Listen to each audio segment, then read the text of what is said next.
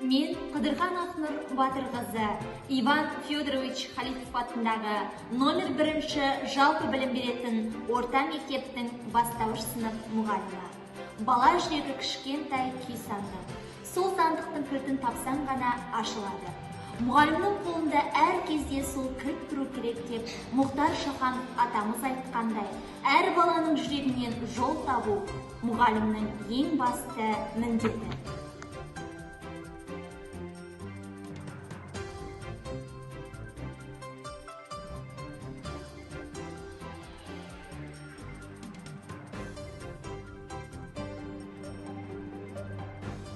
Мен челленджімді бастауыш сынып мұғалімі Ермек Құралай Ермек қызына жолдаймын.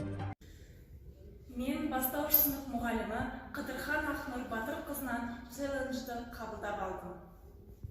Мен Ермек Құралай Ермек қызы И.Ф.Халипов атындағы номер 1 мектептің бастауыш сынып мұғалімі. Мамандығым мақтанышым дей келе, сол мамандықтың қыры мен сырын меңгеріп, шыңына жете білу керек. Менің таңдаған мамандығым мұғалім. Мұғалім мамандығы барлық мамандықтың анасы деп бекер айтылмаған керек. Мен математика пәнінің мұғалімі Аймаханова Жанат Шарапат қызына челленджімді жолдаймын.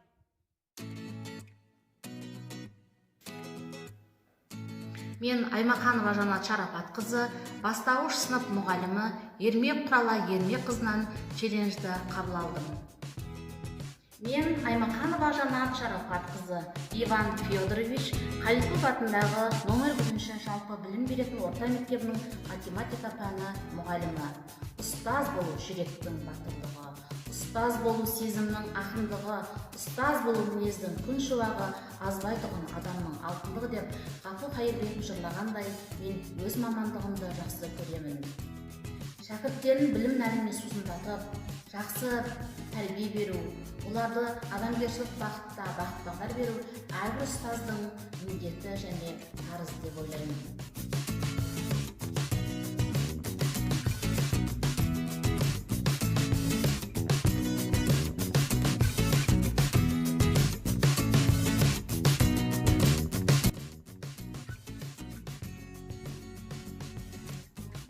Мен өз челленджімді информатика пәні мұғалімі Ғалия Ғалымжан қызына жолдаймын.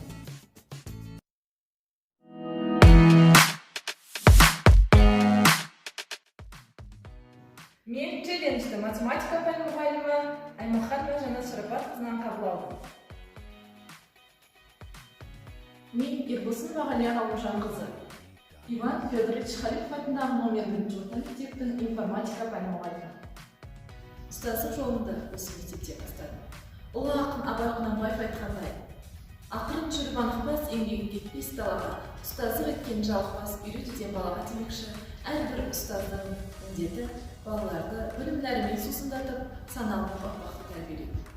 Мамандығым мақтанышым.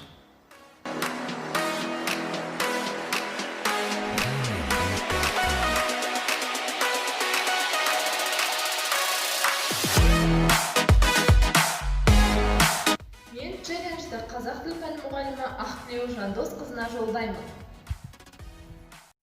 Мен И.Ф.Халипов атындағы номер 1 орта мектептің қазақ тілі мен әдебиет пәні мұғалімі Сазанбай Ақтау Жандос қызы, мамандығым мақтанышым челленджін информатика пәні мұғалімі Ербосынова Ғалия Ғалымжан қызынан қабылдап алып, қазақ тілі мен әдебиет пәні мұғалімі Жалғасова Әселге жолдаймын. Менің өмірдегі бақытым жүрек қалауымен таңдаған мамандығым. Мен бұл сөзді жайған айта салмаймын, өйткені бұлай айтуым маған үлкен жауапкершілік жүктейді. Ұстаз болу жай ғана мамандық емес, ол адам бағдарын жасаушы. Егер өмірде қоғамға бейім, білім нәрімен терең сусындаған, тәрбиелде ізгі жүректі, өмірге үлкен мақсаттар қойып, талапшылдықпен, мақсаткерлікпен алғаттансам, бұл өмірімнің ең шынайы әрі ғажайып мәні. Өйткені мен ұстазбын. Келешек ұрпақтың сәулетшісімін. Мен мұны мақтаныш сезіммен айта аламын. Менің шәкірттерім егемен елдің, тәуелсіз Қазақстанның толыққанды азаматы болып шықса, одан артық менде қандай арман болсын. Міне, осындайда ұстаз ұлық емес, ұлы қызмет деген Бауыржан Момышұлының керемет дана сөзін әрқашан есіме аламын. Ұстаз ретінде ешбір сәтте есімнен ұлы ғұламамыз Әбу-Насыр әл-Фарабидің адамға ең бірінші білім емес, тәрбие берілу керек. Тәрбиесіз берілген білім адамзаттың қас жауы деген ұлағатты сөзі шыққан жоқ. Басты өмірлік кәсіби ұстанымым ретінде мақсатымды алтын қазыққа байлап келемін. Менің ұғымымда біріншіден мен Жалғас Васил Жалғас қызы, мамандығым мақтанышым челленджін қазақ тілі мен әдебиеті пәні мұғалімі Сазанбай Ақтілеуден қабылдадым, және де дене шынықтыру пәні мұғалімі Тұрсынғали Айдарға жолдаймын. Сәлеметсіздер ме? Мен Абай атындағы Қазақ ұлттық педагогикалық университетінің түлегімін. Қазіргі таңда И.Ф.Халипов атындағы номер 1 мектепте орыс сыныптарына қазақ тілі мен әдебиеті пәнінен сабақ беремін. Менің негізгі мақсатым балаларға тек қана білім беріп қана қоймай, оларға тәрбие беру және де бойына ұлттық құндылықтарымызды сіңдіру болып табылады. Менің мамандығым, ол менің мақтанышым.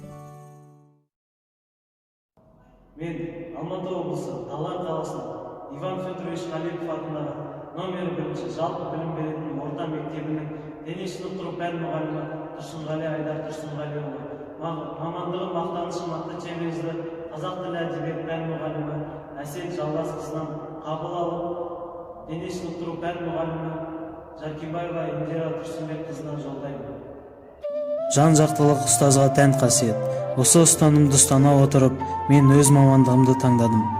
Менің ендігі мақсатым шәкірттердің бойына күш, жігер ұялата отырып, салауатты өмірге баулу. Тәуелсіз Қазақстанның болашақ, еңбекқор, төзімді, батыл, шымыр азамат пен азаматшаларын тәрбиелеу. Мен мамандығыммен мақтанамын. Мен И.Ф.Халипов атындағы номер 1 жалпы білім беретін орта мектептің дене шынықтыру пәні мұғалімі Жаркебаева Индира Тұрсынбекқызы, мамандығым мақтанышым атты челленджді дене шынықтыру пәні мұғалімі Тұрсынғалиұлы Айдардан қабыл алып, дене шынықтыру пәні мұғалімі Солбырбай Райымбекке жолдаймын. Мамандық. Менің ойымша, маман ол өз ісін жанымен бүкіл болмысымен таңдаған жол. Мен ұстазбын, терең білім иесі, елімнің болашағының мамандықтарын бетке тұтары. Ұстаздық жолы арқаланған армандар мен үміттер жолы.